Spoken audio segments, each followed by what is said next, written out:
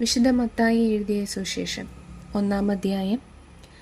അബ്രാഹത്തിൻ്റെ പുത്രനായ ദാവീദിൻ്റെ പുത്രൻ യേശുക്രിസ്തുവിൻ്റെ വംശാവലി ഗ്രന്ഥം. അബ്രാഹാം ഇസഹാക്കിൻ്റെ പിതാവായിരുന്നു.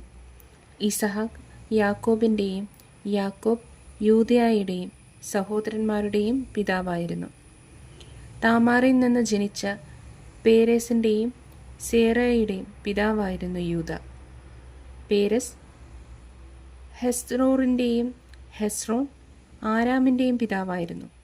ആരാം അബിനാദാബിൻ്റെയും അബിനാദാബ് നഹശോദിൻ്റെയും നഹശോൻ സൽമോൻ്റെയും പിതാവായിരുന്നു. സൽമോൻ റാഹാബിൽ നിന്ന് ജനിച്ച ബോവാസിൻ്റെയും ബോവാസ് റൂത്തിൽ നിന്ന് ജനിച്ച ഓബാദിൻ്റെയും ഓബദ് ജെസ്സയുടെയും ജെസ്സെ ദാവീദ് രാജാവിൻ്റെയും പിതാവായിരുന്നു. ദാവീദ് ഊറിയായുടെ ഭാര്യയിൽ നിന്ന് ജനിച്ച സോളമൻ്റെ പിതാവായിരുന്നു. സോളമൻ റഹോബോവാമിൻ്റെയും റഹോബോവാം അബിയായുടെയും അബിയ ആസായുടെയും പിതാവായിരുന്നു. ആസ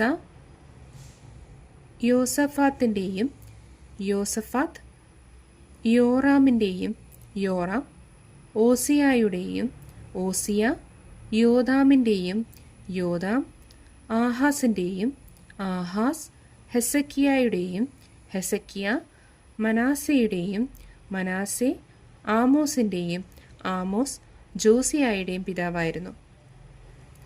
ബാബിലോൺ പ്രവാസകാലത്ത് ജനിച്ച യാക്കോണിയായുടെയും സഹോദരന്മാരുടെയും പിതാവായിരുന്നു ജോസിയ. യാക്കോണിയ ബാബിലോൺ പ്രവാസത്തിനു ശേഷം ജനിച്ച സലാത്തിയേലിൻ്റെയും സലാത്തിയേൽ സൊറോബാബേലിൻ്റെയും പിതാവായിരുന്നു.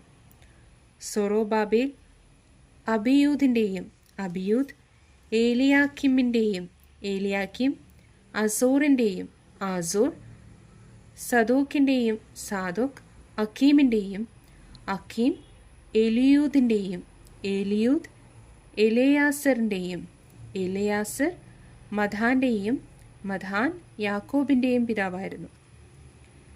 യാക്കോബ് മറിയത്തിൻ്റെ ഭർത്താവായ ജോസഫിൻ്റെ പിതാവായിരുന്നു. അവളിൽ നിന്ന് ക്രിസ്തു എന്ന് വിളിക്കപ്പെടുന്ന യേശു ജനിച്ചു.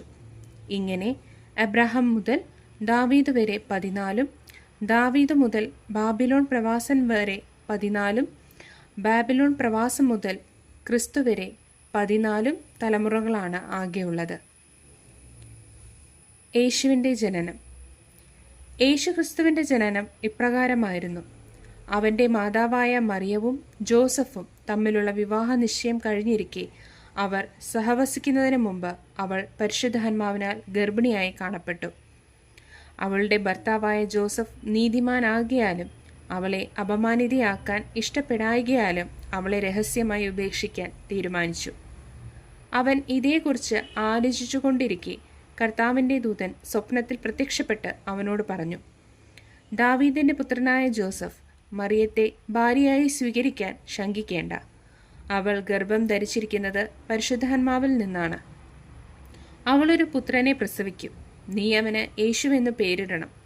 എന്തെന്നാൽ അവൻ തൻ്റെ ജനത്തെ അവരുടെ പാപങ്ങളിൽ നിന്ന് മോചിപ്പിക്കും. കന്യക ഗർഭം ധരിച്ച് ഒരു പുത്രനെ പ്രസവിക്കും. ദൈവം നമ്മോടുകൂടെ എന്നർത്ഥമുള്ള എമ്മാനുവേൽ എന്ന് അവൻ വിളിക്കപ്പെടും എന്ന് കർത്താവ് പ്രവാചകൻ മുഖേന അരുൾ ചെയ്തത് പൂർത്തിയാകാൻ വേണ്ടിയാണ് ഇതെല്ലാം സംഭവിച്ചത്. ജോസഫ് നിദ്രയിൽ നിന്നുണർന്ന് കർത്താവിൻ്റെ ദൂതൻ കൽപ്പിച്ചതുപോലെ പ്രവർത്തിച്ചു. അവൻ തൻ്റെ ഭാര്യയെ സ്വീകരിച്ചു.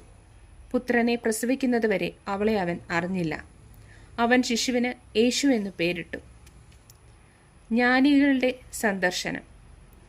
ഹേരോദോസ് രാജാവിൻ്റെ കാലത്ത് യൂദയായിലെ ബെത്ലഹേമിൽ യേശു ജനിച്ചപ്പോൾ പൗരസ്ത്യ ദേശത്ത് നിന്ന് ജ്ഞാനികൾ ജെറുസലേമിലെത്തി.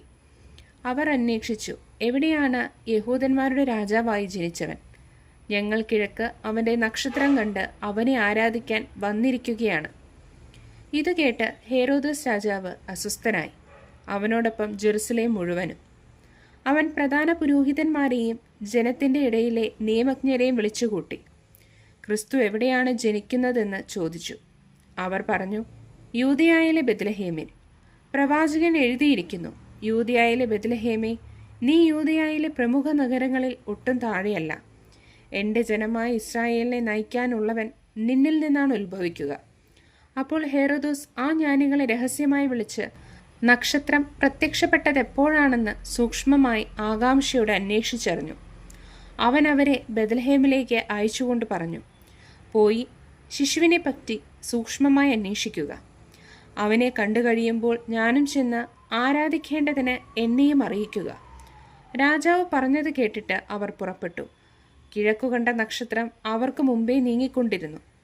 അത് ശിശു കിടന്ന സ്ഥലത്തിന് മുകളിൽ വന്നു നിന്നു. നക്ഷത്രം കണ്ടപ്പോൾ അവർ അത്യധികം സന്തോഷിച്ചു. അവർ ഭവനത്തിൽ പ്രവേശിച്ച് ശിശുവിനെയും അമ്മയായ മറിയത്തോടും കൂടി കാണുകയും അവനെ കുമ്പിട്ട് ആരാധിക്കുകയും ചെയ്തു. നിക്ഷേപ പാത്രങ്ങൾ തുറന്ന് പൊന്നും കുന്തിരിക്കവും മീറയും കാഴ്ചയർപ്പിച്ചു. ഹെരോദോസിന്റെ അടുത്തേക്ക് മടങ്ങിപ്പോകരുതെന്ന് സ്വപ്നത്തിൽ മുന്നറിയിപ്പ് ലഭിച്ചതനുസരിച്ച് അവർ മറ്റൊരു വഴിയെ സ്വദേശത്തേക്ക് പോയി.